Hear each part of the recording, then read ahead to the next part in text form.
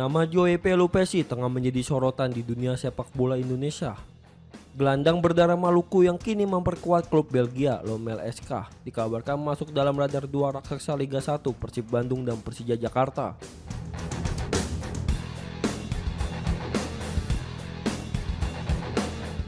Rumor ini mencuat setelah sejumlah akun sepak bola di media sosial mengunggah kabar bahwa Pelupesi menjadi target utama Persib pada bursa transfer paruh musim 2025 hingga 2026. Namun, kabar serupa juga datang dari kubu Persija yang disebut tertarik memboyong sang pemain untuk memperkuat lini tengah mereka. Meski begitu, berdasarkan data di laman Transfermarkt, sejauh ini hanya Persib yang terpantau secara resmi dalam rumor transfer Joe Pelupesi.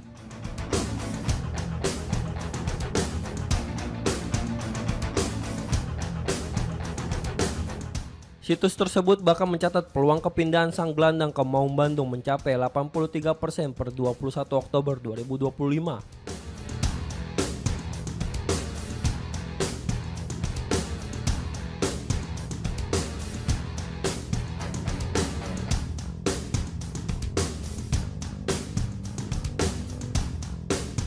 Pelupesi sendiri masih terikat kontrak dengan Lommel SK hingga 30 Juni 2026 dengan opsi perpanjangan 1 tahun di pihak klub.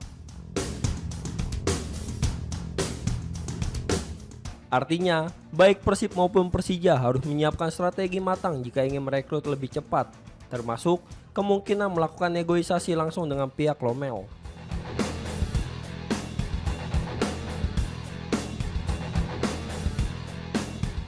Dari sisi kebutuhan tim, kedua klub memang sama-sama memerlukan sosok gelandang bertahan berpengalaman yang mampu menjaga keseimbangan permainan dan memiliki akurasi distribusi bola tinggi karakter yang dimiliki Pelupesi.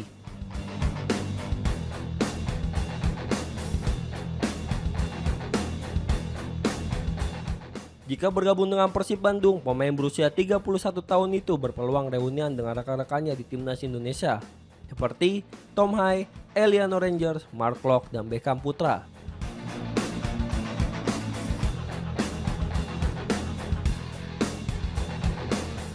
Sementara, jika ia memilih Persija Jakarta, Pelupesi bisa satu tim dengan Jordi Amat dan Rizky Ridho. Persaingan dua klub besar di Indonesia ini membuat rumor transfer Joe Pelupesi semakin menarik untuk ditunggu. Bursa transfer paruh musim sendiri baru akan dibuka pada Januari 2026, sehingga peluang bagi Maung Bandung atau Macan Kemayoran masih sangat terbuka.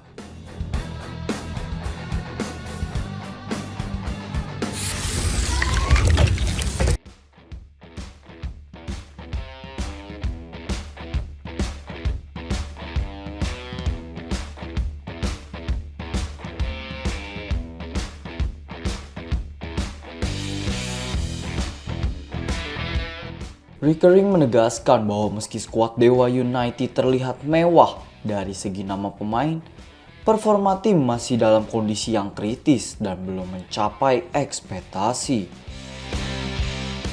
Ia menyebut bahwa terlalu banyak pemain timnya melakukan kesalahan sederhana yang berulang, baik dalam penguasaan bola, transisi, ataupun tahap akhir serangan yang membuat tim sering kehilangan momentum.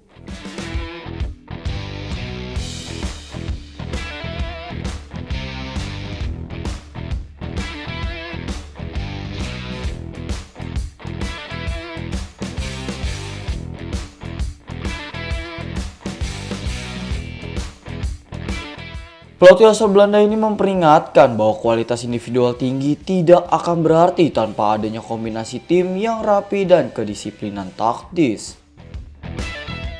Recurring menegaskan bahwa Dewa United harus segera membenahi mindset bertanding karena kompetisi AFC menuntut konsistensi dan keterampilan mental lebih tinggi dibanding domestik. Ia menyebut bahwa meskipun staf pelatih sudah bekerja keras, pemain juga harus menunjukkan motivasi tinggi dan kesiapan menghadapi tekanan internasional. Tidak cukup hanya berada di lapangan.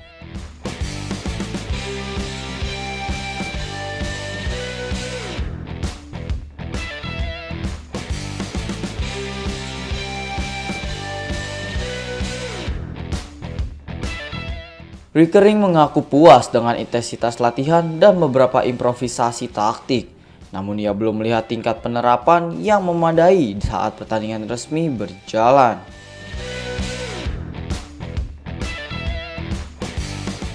Menjelang AFC Challenge League, ia memperingatkan bahwa Dewa United tidak boleh terlena oleh reputasi atau status favorit, karena setiap laga akan dimainkan dengan tempo dan kualitas lawan yang berbeda.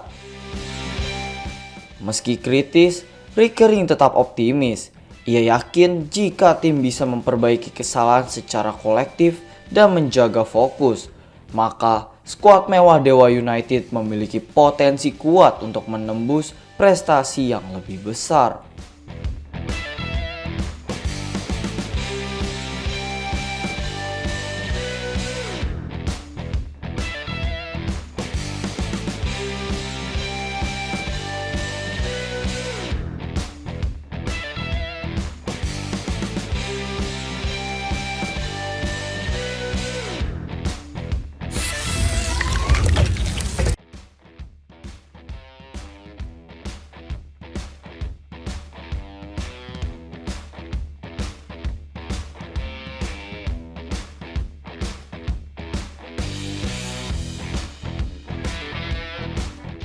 Persija Jakarta sukses membawa pulang 3 poin berharga dari markas Madura United pada pekan ke-10 Super League 2025 Jumat malam. Bertanding di Stadion Gelora Ratu Madura, skuad Macan Kemayoran menang tipis 1-0 atas tuan rumah lewat gol tunggal Maxwell Sozua di menit ke-37. Gol yang dicetak Maxwell berawal dari kerjasama apik di lini tengah yang berhasil memecah konsentrasi pertahanan Laskar Sape Kerap.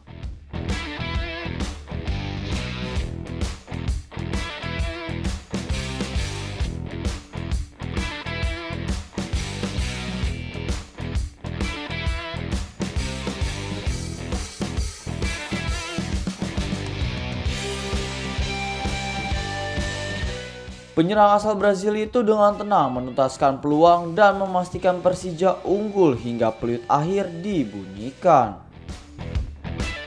Kemenangan ini tidak hanya memperpanjang tren positif Macan Kemayoran, tetapi juga mendongkrak posisi mereka secara signifikan di klasemen sementara Super League.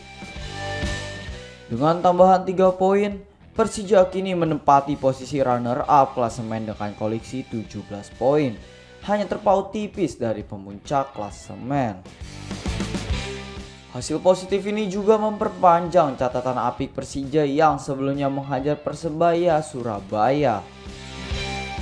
Sementara bagi Madura United, kekalahan di kandang sendiri membuat mereka harus tertahan di peringkat ke-13 klasemen sementara dengan raihan 9 poin.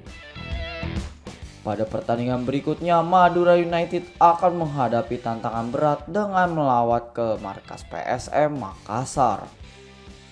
Sedangkan Persija Jakarta dijadwalkan menjamu PSBS Biak di kandang sendiri dalam upaya mempertahankan momentum positif.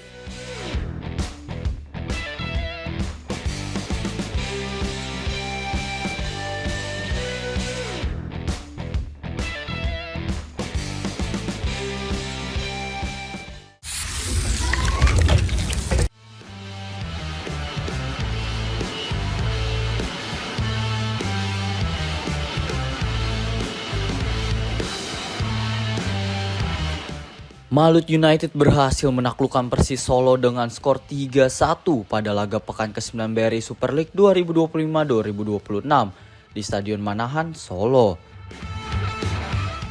Gol kemenangan Malut United dicetak oleh Tyrone Del Pino pada menit ke-31 dan ke-54, serta Yakob Sayuri pada menit ke-58. Persis Solo hanya mampu membalas lewat gol Kodai Tanaka di menit ke-69.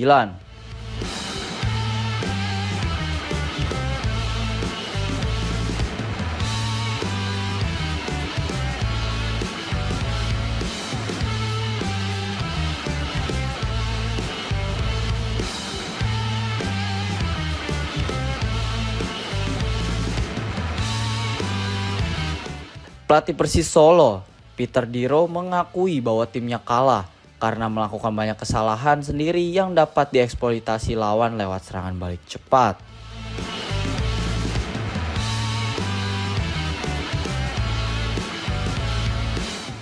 Menurut Peter Diro, tempo permainan yang terlalu lamban dan distribusi bola yang buruk saat menyerang membuat Persis kesulitan menembus pertahanan Malut United.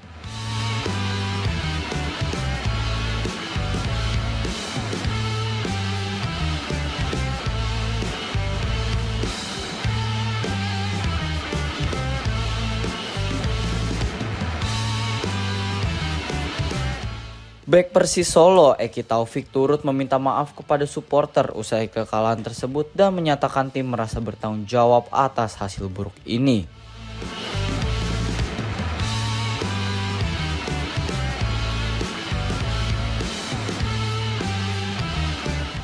Dengan kemenangan ini, Malut United memperpanjang tren positif kemenangan beruntun mereka. Sementara Persis Solo makin terpuruk dan masih terbenam di zona merah klasemen sementara.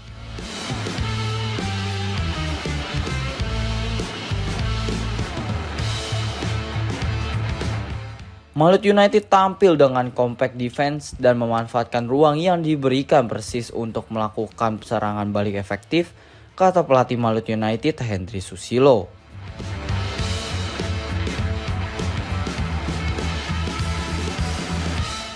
Bagi Persis, hasil ini menjadi alarm bahwa masalah internal tim termasuk koordinasi lini belakang dan transisi serangan harus segera diperbaiki untuk keluar dari tren negatif.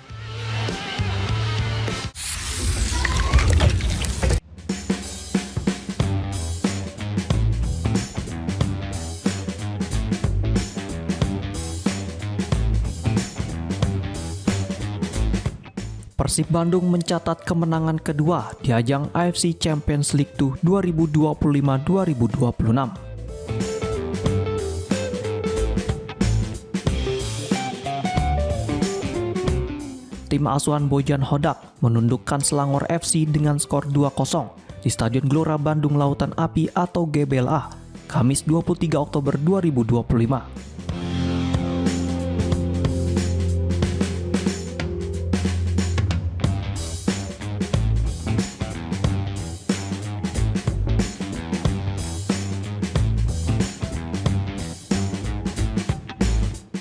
Dalam laga tersebut, Adam Alis membuka keunggulan Maung Bandung pada menit ke-29 setelah menerima umpan matang dari Mark Locke.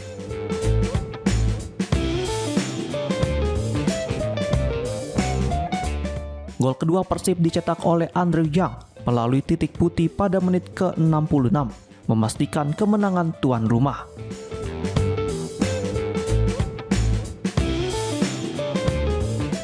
Hasil ini membawa Persib memuncaki klasemen sementara grup G dengan raihan 7 poin dari 3 pertandingan.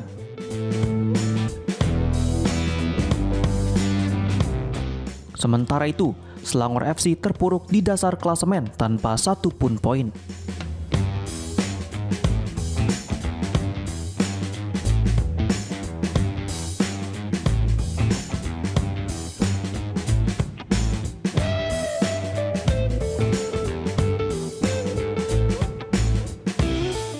Selain memperbesar peluang lolos ke babak 16 besar, kemenangan ini juga menambah pundi-pundi keuangan Persib.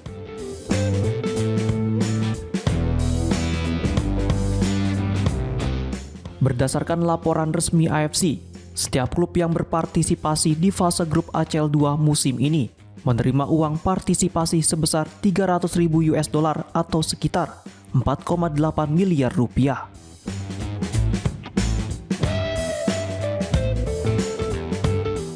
Tidak hanya itu, AFC juga memberikan bonus kemenangan $50.000 atau sekitar 800 juta rupiah untuk setiap laga yang dimenangi di fase grup.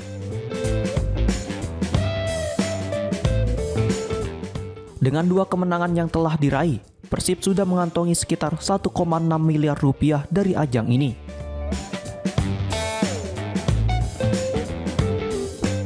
Sebelumnya, Pangeran Biru juga meraih 3 poin penting setelah mengalahkan Bangkok United pada laga pembuka fase grup.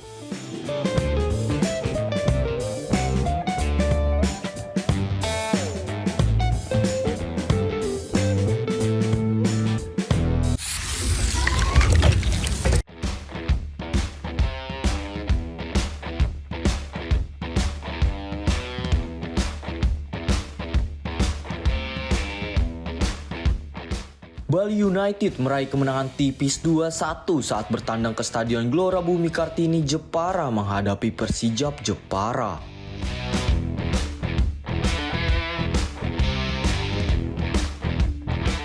Gol pembuka datang dari Kadek Agung Wityana di masa injury time babak pertama membawa Bali United unggul 1-0 saat turun minum.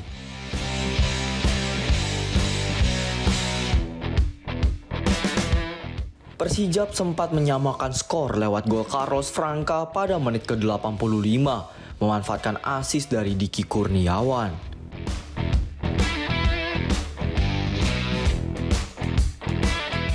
Kemenangan kembali berpihak ke Bali United setelah Jordi Bruins mencetak gol di menit ke-87 untuk mengubah skor menjadi 1-2.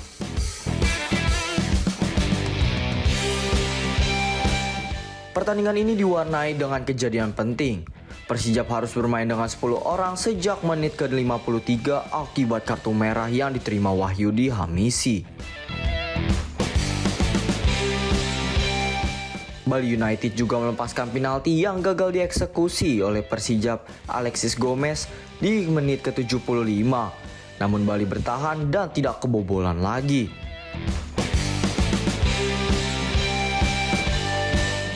Dengan kemenangan ini, Bali United mengumpulkan 12 poin dari 7 laga dan berhasil naik ke peringkat 6 klasemen sementara.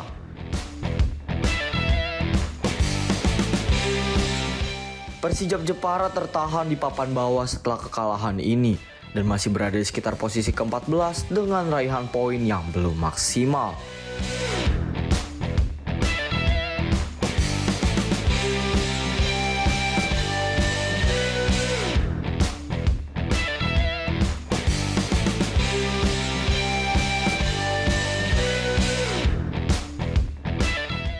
Pelatih Bali United, Johnny Johnson, mengaku puas dengan hasil, tetapi menyebut masih banyak kekurangan tim yang harus diperbaiki.